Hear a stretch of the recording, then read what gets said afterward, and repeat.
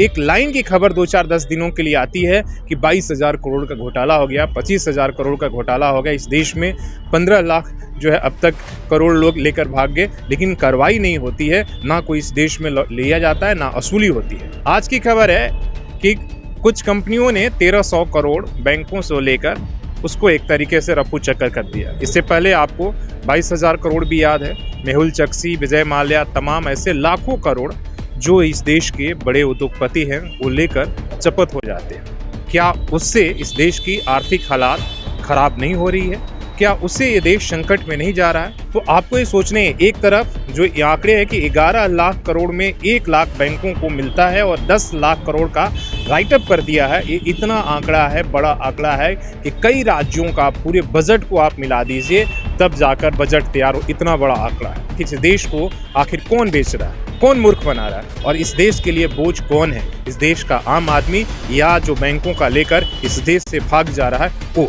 एक तरफ महंगाई से आम आदमी इस तरीके से परेशान है कि पेट्रोलियम पदार्थ ही नहीं, उसके साथ आपके जीने और खाने के लिए जितनी भी ज़रूरत की चीज़ें हैं वो दिन दूनी और रात चौगनी महंगी हो गई है। इस महंगाई की वजह कौन जिम्मेदार है? इस देश का गरीब और आम आदमी या कुछ खास और गिने चुने लोग जो सत्ता और सरकार के संरक्षण में व्यवसाय और व्यापार कर रहे हैं और उनकी आमदनी दिन दूनी और रात चौगनी हो रही है, लेकिन इसके बाद भी वो बैंकों का पैसा नहीं दे रहे। नमस्कार, सुशील संवाद में स्वागत है। मैं शशि भूषण। आज देश में एक तरह की बहस चल रही है कि जो मुफ्तखोरी है, सब्सिडी है, उससे कहीं ना कहीं देश की आर्थिक हालात ख़राब हो रही है। हालांकि जो गरीबों को सब्सिडी के रूप में आप देख रहे हैं कि पेट्रोल पर सब्सिडी दी जा रही थी, गैस पर सब्सिडी दी जा रही थी, वो तमाम तरह की सब्सिडी की योजनाएं बंद कर दी गई।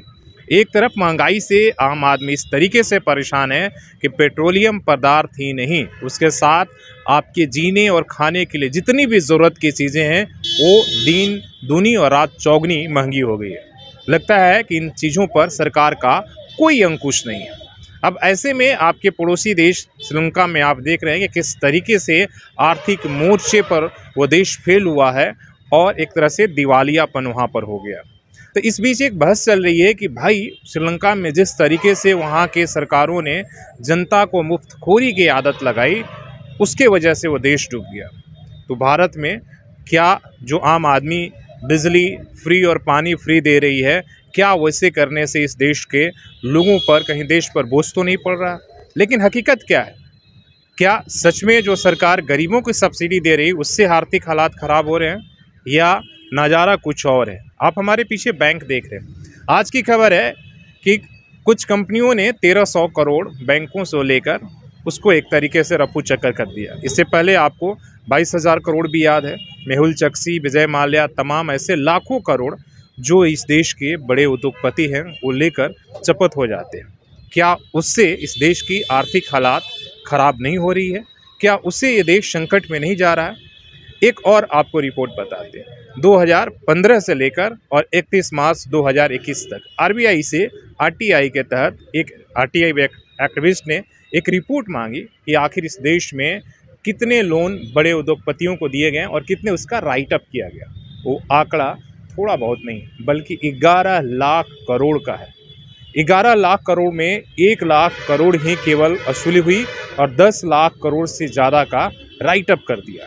और इसमें सबसे ज़्यादा जो 8 लाख करोड़ है वो आपके जो सरकारी बैंक है हमारे, उन्होंने ये लोन दिया है। किनको दिया है? आम आदमी का नहीं, इस बड़े देश के बड़े जो उद्योगपति हैं उन्होंने। इनके जो है लोन को राइटअप किया गया, मतलब एक तरीके से एनपीए करके उन्हें ख़त्म कर दिया गया। तो अब बताइए कि इस देश में 11 लाख करोड़ 2015 से 2021 तक, उससे पहले जो यूपीए की सरकार थी उन्होंने 2004 से 2014 तक 10 सालों में 2,22,000 करोड़ जो है लोन राइटअप किया था। तो ये बताइए कि क्या जो आप 5 किलो अनाज गरीबों को दे रहे हैं, जो आप अब सब्सिडी के नाम पर 20 या 25 रुपये आप जो है सिलेंडर पर दे रहे हैं, पेट्रोल और डीजल पर आपने बहुत पहले ही ख़त्म कर दिया, उससे देश के हालात ख़राब हो रहे हैं। कि ये जो पब्लिक के पैसे हमारे आपके जो इन पर लुटाया जा रहा है, इस देश के बड़े घरानों पर, बैंकों के हालात जो खस्ता किया जा रहा है और हमारे और आपसे वसूली की जा रही है, इस आंकड़े पर थोड़ा सोचिएगा कि आखिर किसके वजह से इस देश में आर्थिक हालात जो है ख़राब हैं, या बैंकों के हालात खस्ता हो रहे हैं, या इस महंगाई की वजह कौन जिम्मेदार है, इस देश का गरीब और आम आदमी या कुछ खास और गिने चुने लोग जो सत्ता और सरकार के संरक्षण में व्यवसाय और व्यापार कर रहे हैं और उनकी आमदनी दिन दूनी और रात चौगनी हो रही है, लेकिन इसके बाद भी वो बैंकों का पैसा नहीं दे रहे। ये थोड़ा सोचने की ज़रूरत है। आखिर इस देश के लोगों को कब तक आप ये कहकर महंगाई आप बढ़ाते रहेंगे कि भाई अभी इसलिए कि पूरी दुनिया में पेट्रोल और डीजल महंगा हुआ है, इसलिए आपको भी महंगाई का बोझ जो है सहना होगा। और आप कब तक ये जो है करके कि आप पिछले 2 साल में आपने कोरोना के नाम पर आपने इतनी महंगाई की, लोगों की कमाई घटी और महंगाई बढ़ी, लेकिन देने के लिए सरकार के पास कुछ नहीं है, लेने के लिए तरह तरह तरीक़ों से लिया जा रहा है। आज टोल टैक्स से लेकर हर तरह की जो सरकारी फीस थी उसको महंगी कर दी गई है। कोई भी ऐसा सेक्टर नहीं बचा है जहाँ पर जो है सरकार के जो सेक्टर हैं या सरकार की जो सुविधाएं हैं उनको जो है उनका फीस नहीं महंगा किया गया। तो आपको ये सोचने एक तरफ जो आंकड़े हैं कि 11 लाख करोड़ में 1 लाख बैंकों को मिलता है और 10 लाख करोड़ का राइटअप कर दिया है। ये इतना आंकड़ा है, बड़ा आंकड़ा है कि कई राज्यों का पूरे बजट को आप मिला दीजिए तब जाकर बजट तैयार हो, इतना बड़ा आंकड़ा है। और अकेले ये केवल इस 7 सालों में इतना माफ़ किया गया है।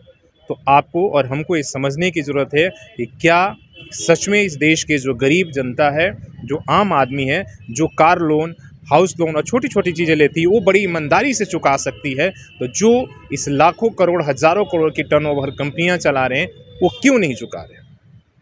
क्या इसमें सत्ता और तमाम लोग जो है वो संरक्षण नहीं दे रहे हैं? क्या उनके ऊपर एक कठोर कार्रवाई नहीं होनी चाहिए? ये सोचिएगा और बताइएगा। आखिर इस देश को आखिर कौन बेच रहा है, कौन मूर्ख बना रहा है, और इस देश के लिए बोझ कौन है? इस देश का आम आदमी या जो बैंकों का लेकर इस देश से भाग जा रहा है वो? आखिर बैंकों से भी पूछना होगा और तमाम जितने भी आपके वित्त मंत्रालय हो या आरबीआई, आखिर आप क्या कर रहे हैं?